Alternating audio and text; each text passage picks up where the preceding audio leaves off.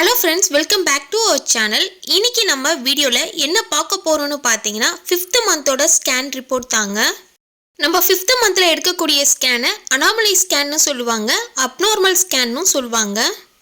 இந்த ஸ்கேனை எதுக்காக எடுக்கறாங்கன்னு பாத்தீங்கன்னா அனாமலை அப்படினா அப்நார்மல் ஸ்கேன்னு சொல்லுவாங்க. நம்ம வயித்துல இருக்க குழந்தைக்கு ஏதாச்சும் நார்மலா இல்லாம அப்நார்மலா இருக்கான்னு கண்டுபிடிக்கக்கூடிய ஒரு ஸ்கேன் தாங்க இது. இந்த ஸ்கேன் ரொம்ப முக்கியமான ஸ்கேன். பிரெக்னெண்டா இருக்கக்கூடிய லேடிஸ் கட்டாயமா இந்த ஸ்கேனை 5th month-ல எடுப்பாங்க. இந்த 5th month-ல எடுக்கக்கூடிய ஸ்கேன் பாத்தீங்கன்னா 23 வாரத்துல இருந்து 25 வாரத்துக்குள்ள எடுக்க சொல்லுவாங்க. நீங்க மந்த்லி செக்அப் போறீங்கன்னா ஒவ்வொரு ஹாஸ்பிட்டல்ல அங்கேயே எடுத்துருவாங்க. பிரைவேட் ஹாஸ்பிட்டலா இருந்தாலும் சரி, கவர்மெண்ட் ஹாஸ்பிட்டலா இருந்தாலும் சரி, டாக்டர் வந்து ஒரு சில ஸ்கேன் சென்டர் வந்து ரெஃபர் பண்ணுவாங்க. அங்கேயே போய் கூட நீங்க எடுத்துக்கலாம். இந்த ஸ்கேன் வந்து நார்மலா 2000 ரூபாயில இருந்து 3500 ரூபாய் வரும். ஒவ்வொரு ஸ்கேன் சென்டருக்கு ஏத்த மாதிரி பிரைஸ் வந்து டிஃபர் ஆகுங்க. நிறைய ஸ்கேன் சென்டர்ல விசாரிச்சேன், எல்லாருமே வந்து 2000 ரூபாயில இருந்து 3500 ரூபாய்க்குள்ள வரும்ன்ற மாதிரி சொன்னாங்க. நான் தாம்பரம் சானிட்டோரியம்ல வந்து அரம் ஸ்கேன் சென்டர்ல 800 ரூபீஸ்க்கு பண்ணாங்க. ஸோ அங்கே தான் இந்த ஸ்கேன் எடுத்திருந்தேன். ரொம்ப பட்ஜெட் ஃப்ரெண்ட்லியாக நீங்கள் ஸ்கேன் எடுக்கணும்னு நினச்சிங்கன்னா கண்டிப்பாக நீங்கள் அங்கே போய் விசிட் பண்ணலாம். இது எந்த ஒரு ஸ்பான்சர் வீடியோவும் கிடையாது. இந்த ஸ்கேன் மற்ற இடத்துலலாம் ரொம்ப அதிகமாக தான் இருக்கும், பட் நான் இந்த இடத்துல ரொம்ப கம்மியாக தான் எடுத்திருந்தேன். இந்த ஸ்கேன் கொஞ்சம் ரேட் அதிகம் தான், பட்டு ப்ரெக்னென்ட் லேடிஸ் எல்லாருமே முக்கியமாக எடுக்கக்கூடிய ஒரு ஸ்கேனுங்க. நான் 5 இயர்ஸ்க்கு முன்னாடியே பார்த்தீங்கன்னா அப்போ வந்து ரொம்ப லாக்டவுனுங்க, கொரோனா டைமுன்றதுனால ஒரு சில இடத்துல தான் வந்து ஸ்கேன் எடுக்க முடிஞ்சுது. அப்போ வந்து நான் 3500 கொடுத்து தான் இந்த 5th month ஸ்கேன் எடுத்தேன். இந்த 5th month-ல எடுக்கக்கூடிய ஸ்கேன்லேயே குழந்தையோட டெவலப்மெண்ட் எப்படி இருக்குது, ஸோ எல்லாமே செக் பண்ணுவாங்க. ஸ்கேனோட ஃப்ரண்ட்லேயே உங்களோட நேமு, உங்களோட ஏஜ், எப்போ இந்த ஸ்கேன் எடுக்கிறீங்கன்றதை வந்து மென்ஷன் பண்ணியிருப்பாங்க. இதில் எல்என்பின்னு கொடுத்துருக்காங்க பார்த்தீங்களா. ஸோ இதோட டேட் வந்து பார்த்தீங்கன்னா 2/8/2024. எல்எம்பினா லாஸ்ட் மென்ஸ்ட்ரூட்டல் பீரியட். லாஸ்ட்டாக தலைக்கு குளித்த தேதியை இதில் மென்ஷன் பண்ணியிருப்பாங்க. தலைக்கு குளித்த நாள்லேருந்து குழந்தைக்கு என்ன ஏஜ் இருக்கும், அதாவது பார்த்தீங்கன்னா 23 வாரம் 3 நாள் ஆகுதுன்னு சொல்கிறாங்க. எல்என்பி டேட் குறித்து வச்சு தான் நம்ம பேபி எப்போ டெலிவரி ஆகும்னு குறிப்பிட்டு கொடுத்துருப்பாங்க. EDD means estimated date of delivery 9/5/2025, 13/5/2025. So இதுக்குள்ளே முன்ன பின்ன ஆகுன்ற மாதிரி டேட் சொல்லியிருக்காங்க. நீங்கள் எந்த ஸ்கேனை எடுத்தாலுமே எல்என்பி EDDன்றதை வந்து ஃபர்ஸ்ட்லேயே வந்து மென்ஷன் பண்ணிடுவாங்க. இது 2nd ட்ரைமஸ்டரில் எடுக்கக்கூடிய ஒரு ஸ்கேன் ரிப்போர்ட்டுங்க. Single live intrauterine gestation is seen in unstable presentation. இப்படின்னா இந்த ஸ்கேனில் சிங்கிள் கருவில் இருக்கிற குழந்தை சிங்கிள் குழந்தைன்னு சொல்லியிருக்காங்க. சிங்கிள்னா ஒரு குழந்தைங்க, இதிலே வந்து டபுள்னு இருந்துச்சுன்னா ட்வின்ஸு, ஸோ 2 குழந்தைன்ற மாதிரி மென்ஷன் பண்ணியிருப்பாங்க. 2வது லைன் பார்த்தீங்கன்னா கர்ப்ப காலத்தில் கருப்பை வாய் எந்த அளவு இருக்குன்னு மென்ஷன் பண்ணியிருப்பாங்க. அது நார்மலாக இருக்குன்னு சொல்லியிருக்காங்க.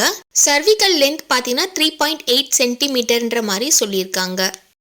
அடுத்தது ஒரு பாக்ஸ் மாதிரி கொடுத்துருக்காங்க பார்த்தீங்களா, ஃபெடலோட பயோமெட்ரிக் மெஷர்மெண்ட்ஸு.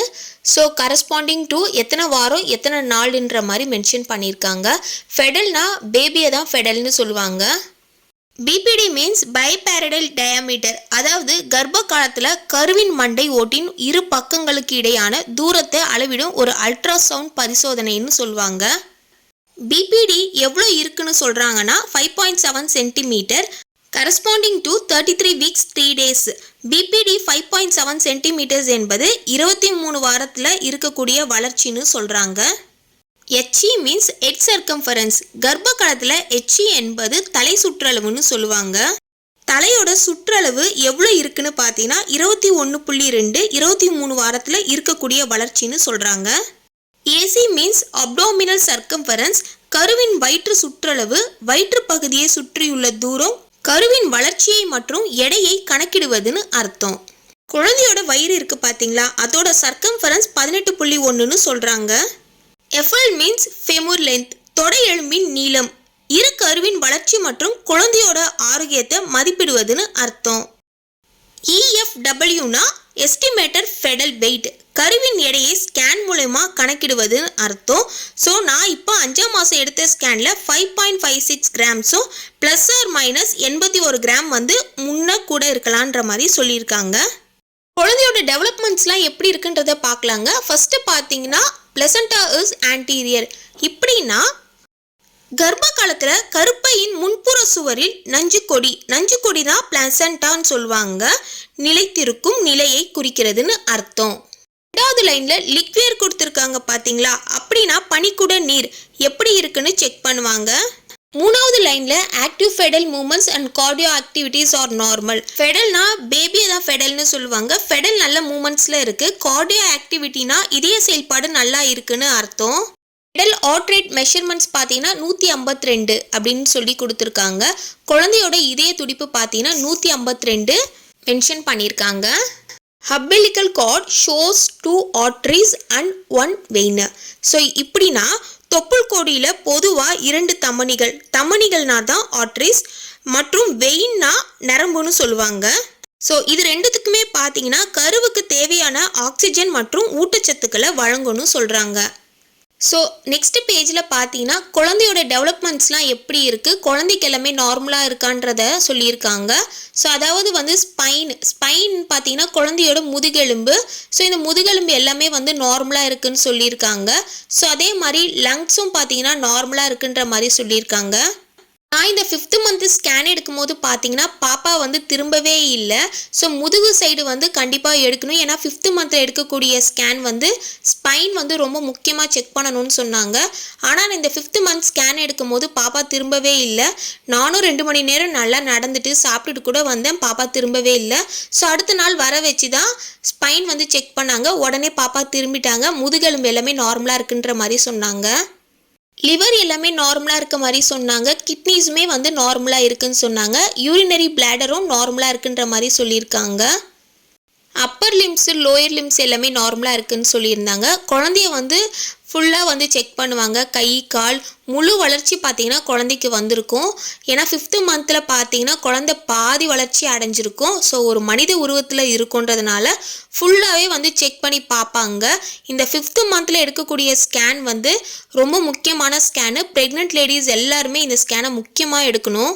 இந்த ஸ்கேனை மெயினாக எடுக்கிறதுக்கான காரணம் என்னென்னா, நம்ம குழந்தை நார்மலான குழந்தையா இல்லை அப்நார்மலான குழந்தையா, ஸோ எதனா சிறிய குறைபாடு எதனா இருக்கான்றதை செக் பண்ணுறக்கூடிய ஒரு ஸ்கேன் தான் இது.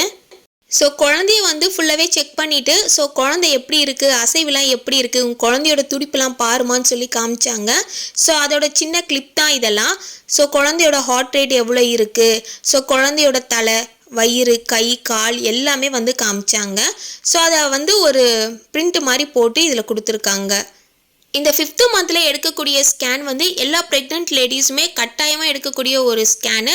ஏன்னா இந்த ஸ்கேன் வந்து பார்த்தீங்கன்னா ரேட் அதிகம் தான். பட் வந்து இந்த ஸ்கேனை வந்து பட்ஜெட் ஃப்ரெண்ட்லியாக எடுக்கணும்னா நீங்கள் வந்து தாம்பரம் சானிட்டோரியமில் இருக்கக்கூடிய அறம் ஸ்கேன் சென்டருக்கு போனீங்கன்னா 800 ரூபீஸ்க்கு இந்த ஸ்கேன் நீங்கள் எடுப்பாங்க.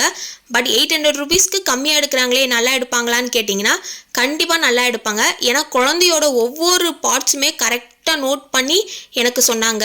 நீங்கள் பட்ஜெட் ஃப்ரெண்ட்லியாக வந்து எடுக்கணும்னு நினச்சிங்கன்னா கண்டிப்பாக அந்த ஸ்கேன் சென்டர் நீங்கள் விசிட் பண்ணலாம். இது எந்த ஒரு ஸ்பான்சர் வீடியோமே கிடையாது. ஸோ நான் வந்து கம்மியான ரேட்டுக்கு இங்கே எடுத்தேன். ஸோ நிறைய பேருக்கு இது யூஸ்ஃபுல்லாக இருக்கும் தான் இந்த வீடியோவில் நான் சொல்கிறேன். இந்த 5th மந்தில் எடுக்கக்கூடிய அண்ணாமலை ஸ்கேன் பற்றின டீட்டெயில்ஸ் எல்லாமே உங்கள் கூட ஷேர் பண்ணிக்கிறதுல எனக்கு ரொம்ப ரொம்ப ஹாப்பிங்க. இந்த வீடியோ பதிவு உங்களுக்கு பயனுள்ளதாக இருந்துச்சுன்னா நம்ம சேனலை மறக்காமல் சப்ஸ்கிரைப் பண்ணிடுங்க. Thank you so much. பாய்.